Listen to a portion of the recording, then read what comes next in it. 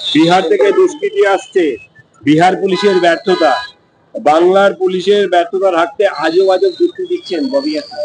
দেখুন, বিহার থেকে দুষ্কৃতী আসছে, দুষ্কৃতীরা ভাড়া করে নিয়ে এসছে কে? তৃণমূল কংগ্রেসের কোন নেতা ভাড়া করে নিয়ে এসছে। কিন্তু আমরা বলছি না, বাবলা সরকারের স্ত্রী বলছে যে আমার স্বামীর খুন হয়েছে গোষ্ঠীদ্বন্দ্বের জন্য। আমাদের কাছে সেরকম খবর আসছে। আপনি আপনার বর্ডার উন্মুক্ত রাখবেন, আপনি ফেন্সিং করতে দেবেন না, আপনি চাইবেন ডেমোগ্রাফি চেঞ্জ হোক, আপনি চাইবেন দুষ্কৃতি রাজ হোক এখানে। তো বাংলা তো ভাগার বানিয়ে দিয়েছেন। বিহার থেকে লোক আসছে, গুলি করে দিয়ে চলে যাচ্ছে। বাংলাদেশ থেকে জঙ্গি আসছে, পশ্চিমবঙ্গে আসছে। আধার কার্ড তৈরি করছে, 15,000 টাকা ফেলুন, আধার কার্ড, ভোটার কার্ড, আপনার পুলিশ অ্যারেস্ট হচ্ছে। আপনার মুখ্যমন্ত্রী কোন লজ্জাটাও কি নেই ওনার, বা মুখ্যমন্ত্রী দলের লোকেদের লজ্জা আছে কিনা আমরা বুঝতে পারছি না। যেখানে আপনার পুলিশের প্রাক্তন একজন অফিসারকে অ্যারেস্ট করেছে, একজন থানার প্রধানকে অ্যারেস্ট করেছে, আইসি কে অ্যারেস্ট করেছে, প্রাক্তন আইসি সামথিং হাই, আমি তার নামটা বলছি না। কিন্তু এটা দুর্ভাগ্যের যে নিজেদের ব্যর্থতা ঢাকার জন্য আপনি অন্যের দোষ দেখছেন। মমতা বন্দ্যোপাধ্যায় তার সরকার এটাই পারে, যা কিছু বামফ্রন্ট দায়ী আর মোদি দায়ী, আর উনি কোনো কিছু করবেন না। ভারত ও বাংলাদেশের মধ্যে 95 জন মৎস্যজীবীদের আদান প্রদান হচ্ছে। আজ 2 মাস পর বাড়ি ফিরছে ভারতীয় মৎস্যজীবীরা, কি বলবেন? দেখুন, মাননীয় প্রধানমন্ত্রীকে আমি এই জন্য ধন্যবাদ জানাবো, এবং আমাদের external affairs minister doctor S জয়শঙ্করকেও ধন্যবাদ জানাবো। কারণ বহু সময় এরকম হয়, মৎস্যজীবীরা সীমানা বুঝতে না পেরে অন্য দেশের সীমানায় চলে যান। তো স্বাভাবিকভাবে অন্য দেশের পুলিশ তাদেরকে অ্যারেস্ট করেছে, তো বা সেখানে যে রক্ষী বাহিনী আছে তারা অ্যারেস্ট করেছে। মাননীয় প্রধানমন্ত্রীর তরফ থেকে বাংলাদেশের সাথে বহুদিন আমাদের এক্সটার্নাল অ্যাফেয়ার্স মিনিস্ট্রি কথা বলছিল। সেই কথা বলে এতদিনে তারা বাড়ি ফিরছেন, সেই সমস্ত পরিবারকে আমার তরফ থেকে শুভেচ্ছা থাকলে এবং মাননীয় প্রধানমন্ত্রীকে ধন্যবাদ।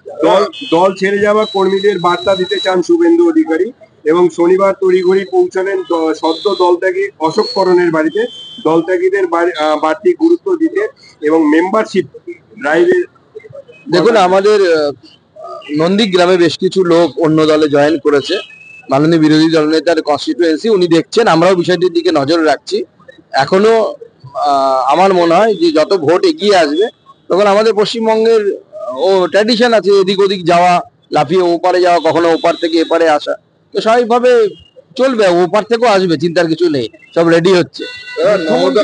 বিএসএফ কে আক্রমণ করেছেন, খোলা চিঠি দিয়েছেন শুভেন্দু অধিকারী, আপনার কি বক্তব্য?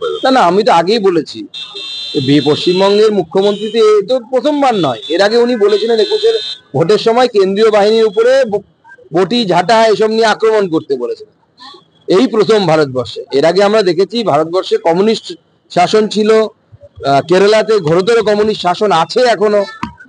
তারা পর্যন্ত ভারতবর্ষের সেনাবাহিনীর বিরুদ্ধে এই ধরনের, বা সে ভারতবর্ষের আধা সামরিক বাহিনীর বিরুদ্ধে এই ধরনের স্টেটমেন্ট, উস্কানিমূলক স্টেটমেন্ট তা দিয়েছেন কিনা আমি তো অন্তত পক্ষে দেখিনি।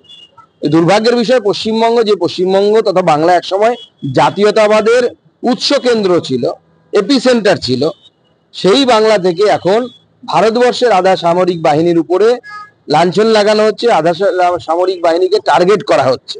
এটা অত্যন্ত দুর্ভাগ্যের। তবে আমরা অভ্যস্ত হয়ে গেছি যে ভারতবর্ষের বিএসএফ এর উপর মাননীয় মুখ্যমন্ত্রী এই ধরনের বলবেনই। পাকিস্তানের হলে পরে উনি হয়তো ভেবে দেখবেন বলবেন কি বলবেন না। এবার নওদার ব্লক সভাপতিকে যখন গ্রামবাসীরা আসতে গাড়ি চালিয়ে যেতে বলছিলেন, সেই সময় তিনি গাড়ি থেকে গুলি ছুড়েছেন। এবং কালকের ঘটনা ঘটেছে, তো গ্রামবাসীর দোষ না। তৃণমূল নেতা পারলে আপনার বুকের উপর দিয়ে গাড়ি চালিয়ে যাবে, আপনি মানা করতে পারেন? এটা এত বড় দেশ সেবার কাজ করছে তারা, এদের গ্রামবাসীদের দোষ।